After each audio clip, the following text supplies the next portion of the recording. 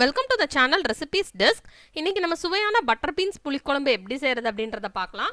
இந்த குழம்பு சாதம், இட்லி, தோசை கூட வச்சு சாப்பிட்றதுக்கு ரொம்ப நல்லாயிருக்கும். இதை செய்கிறது ரொம்ப ஈஸி தான். ஃபர்ஸ்ட் நம்ம இந்த டிஷ்ஷுக்கு என்னென்ன பொருட்கள் தேவை அப்படின்றத பார்த்துடலாம். அதுக்கப்புறம் எப்படி செய்கிறது அப்படின்றத பார்க்கலாம். தேவையான பொருட்கள்: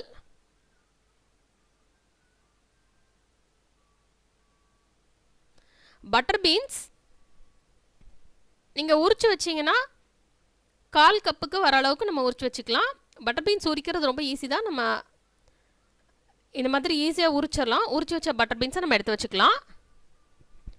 1/4 டீஸ்பூன் கடுகு, 1/4 டீஸ்பூன் உளுந்து, 1/2 டீஸ்பூன் வெந்தயம், புளி இந்த அளவுக்கு எடுத்துக்கோங்க. கருவேப்பிலை கொஞ்சம், 10 பல் பூண்டு, 1/4 கப் பட்டர் பீன்ஸ், 1/4 கப் எடுத்துக்கலாம்.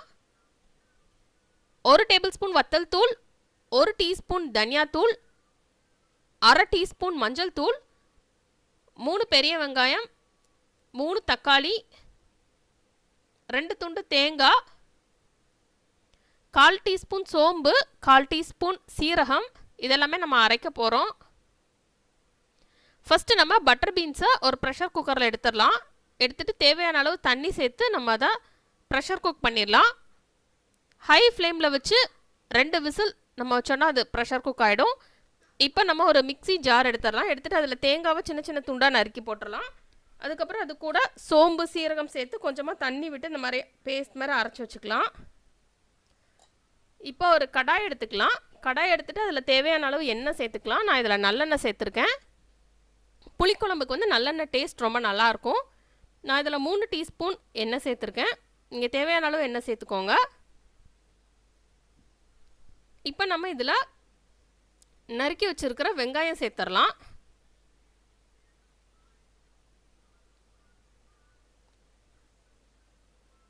இப்போ நான் வெங்காயம் சேர்த்துட்டேன். இப்போ இதை நம்ம ஃப்ரை பண்ணிடலாம். வெங்காயம் நல்லா பொன்னிறமாகட்டும், அது வரைக்கும் நம்ம இதை ஃப்ரை பண்ணலாம். வெங்காயம் நல்லா பொன்னிறம் ஆனதுக்கப்புறம் நம்ம தக்காளி சேர்த்துடலாம்.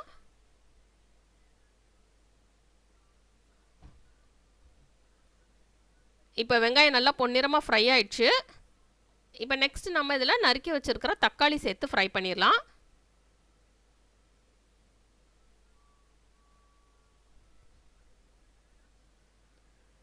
இப்போ தக்காளி சேர்த்தாச்சு.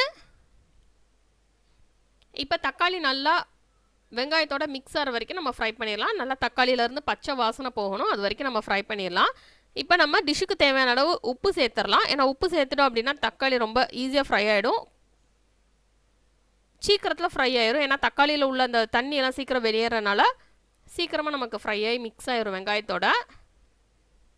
இப்போ தேவையான அளவு உப்பு சேர்த்தாச்சு. இப்போ அதை நல்லா மிக்ஸ் பண்ணி விட்டுட்டு தக்காளி நல்லா ஃப்ரை ஆகிற வரைக்கும் நம்ம அதை அப்படியே அப்பப்போ மிக்ஸ் பண்ணி விட்டுட்டே இருக்கலாம். இப்போ தக்காளி நல்லா மிக்ஸ் ஆகிருக்கு. இப்போ நான் ஸ்டவ் ஆஃப் பண்ணிவிட்டு இதை நான் ஆற விட போகிறேன். ஆறுனதுக்கப்புறம் நான் இதை அப்படியே ஒரு மிக்ஸி ஜாரில் எடுத்து அரைக்க போகிறேன். இப்போ இது நல்லா ஆறிடுச்சு. இப்போ நான் ஒரு மிக்ஸி ஜாரில் எடுத்துட்டேன். இப்போ நல்லா அரைச்சி வச்சு, இதுக்கு தண்ணியெல்லாம் விட வேண்டாம், நம்ம அப்படியே அரைச்சி வச்சாலே போதும். இப்போ இதை நம்ம அப்படியே வச்சிடலாம். இப்போ அதே கடாயை எடுத்துக்கலாம். எடுத்துகிட்டு திருப்பி தேவையான அளவு எண்ணெய் சேர்த்துக்கலாம். நான் இதில் நல்லெண்ணெய் தான் திருப்பி சேர்த்துருக்கேன். எண்ணெய் சேர்த்ததுக்கப்புறம் எண்ணெய் நல்லா சூடாகட்டும். நான் இதில் 3 டீஸ்பூன் எண்ணெய் சேர்த்துருக்கேன். எண்ணெய் நல்லா சூடானதுக்கப்புறம் நம்ம இதில் கடுகு சேர்த்துடலாம். கடுகு நல்லா பொரிஞ்சிடட்டும். பொரிஞ்சதுக்கப்புறம் இதில் உளுந்து, வெந்தயம் சேர்த்துடலாம். இப்போது உளுந்து, வெந்தயம் எல்லாமே நல்லா பொரிஞ்சிடுச்சு.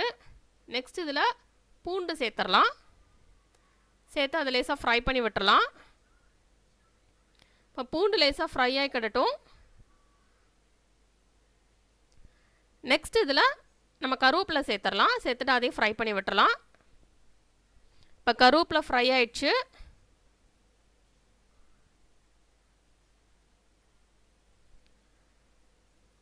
நெக்ஸ்ட் இதில்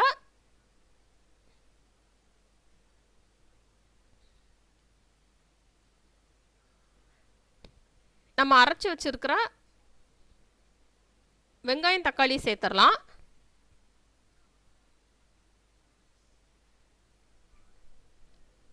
இப்போ சேர்த்தாச்சு வெங்காயம் தக்காளி. நம்ம வெங்காயம் தக்காளி ஆல்ரெடி நல்லா ஃப்ரை பண்ணிட்டு தான் அரைச்சிருக்கோம். அதனால் இது ரொம்ப நேரம் ஃப்ரை பண்ண வேண்டிய அவசியம் இல்லை.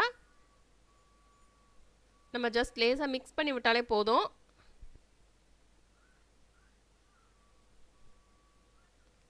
இப்போ இது மிக்ஸ் ஆனதுக்கப்புறம் இதில் நம்ம தண்ணி சேர்த்துக்கலாம். தேவையான அளவு தண்ணி சேர்த்துக்கோங்க.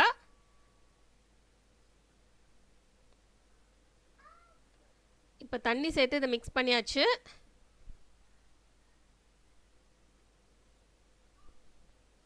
இப்போ இதில் நம்ம வத்தல் தூள், மஞ்சள் தூள், தனியாத்தூள் சேர்த்துடலாம். சேர்த்து அதையும் நல்லா மிக்ஸ் பண்ணி விட்டுடலாம். இப்போ நல்லா மிக்ஸ் ஆயிடுச்சு. உங்களுக்கு நல்லா காரமாக வேணும் அப்படின்னா நீங்கள் கூடுதலாக வத்தல் தூள் சேர்த்துக்கலாம். இதில் காரம் ரொம்ப கரெக்டாக இருக்குது. இப்போ நம்ம இதில் லேசாக கொதிக்க விடலாம். அந்த தூளில் உள்ள பச்சை வாசனைலாம் போகட்டும், அது வரைக்கும் கொதிக்க விடலாம். அதுக்கப்புறம் நம்ம இதில் புளி தண்ணி ஊற்றிடலாம். புளியை நம்ம தண்ணியில் ஃபஸ்ட்டே ஊற போட்டுட்டு அதுக்கப்புறம் அதுலேருந்து புளி தண்ணி எடுத்து நம்ம இதில் சேர்த்து நம்ம இப்போ இதை கொதிக்க விட்டுறலாம். உங்களுக்கு தேவைப்பட்டால் நீங்கள் கூட கொஞ்சம் தண்ணி சேர்த்தும் கொதிக்க விட்டுறலாம். உங்களுக்கு குழம்பு என்ன கன்சிஸ்டன்சியில் வேணுமோ நீங்கள் அதுக்கு தக்கன தண்ணி சேர்த்துக்கோங்க. இப்போ குழம்பு நல்லா திக்காக வேணும் அப்படின்னா நீங்கள் அப்படியே கொதிக்க விட்டுருங்க. இல்லை கொஞ்சமாக தண்ணி சேர்த்து கொதிக்க விட்டுறலாம். இப்போ இது நல்லா கொதிக்க ஆரம்பிச்சிருச்சு. நல்லா அந்த புளி தண்ணியில் உள்ள பச்சை வாசனைலாம் போகணும், அது வரைக்கும் இதை கொதிக்க விட்டுறலாம். பச்சை வாசனைலாம் போனதுக்கப்புறம் நம்ம ப்ரெஷர் குக் பண்ணி வச்சுருக்கிற அந்த பட்டர் பீன்ஸ் சேர்த்துடலாம். பட்டர் பீன்ஸை அந்த தண்ணியோட உள்ளே சேர்த்துடலாம்.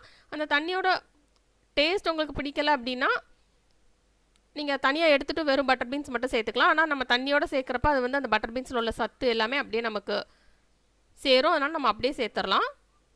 இப்போ இதை சேர்த்துட்டு நல்லா கொதிக்க விட்டுறலாம். நல்லா கொதிக்கட்டும். நல்லா கொதித்ததுக்கப்புறம் நம்ம இதில் அரைச்சி வச்சுருக்கிற தேங்காய் சேர்த்துடலாம். அந்த தேங்காய் பேஸ்ட் சேர்த்து திருப்பி நம்ம இதை கொதிக்க விட்டுடலாம். இது நல்லா கொதித்ததுக்கப்புறம்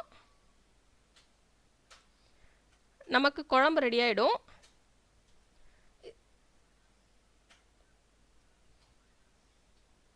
இப்போ இதை மிக்ஸ் பண்ணியாச்சு. இப்போ இதை நான் அதை கொதிக்க விட போகிறேன். இதனால் ஹை ஃப்ளேமில் வச்சு கொதிக்க விட்டுறலாம் கொஞ்ச நேரம். அதுக்கப்புறம் கொதிக்க ஆரம்பித்ததுக்கப்புறம் நம்ம மூடி வச்சுட்டு லோ ஃப்ளேமில் வச்சு ஒரு 5 நிமிஷம் கொதிக்க விட்டோம் அப்படின்னா நல்லா இந்த எண்ணெய்லாம் தெளிஞ்சு வந்துடும்.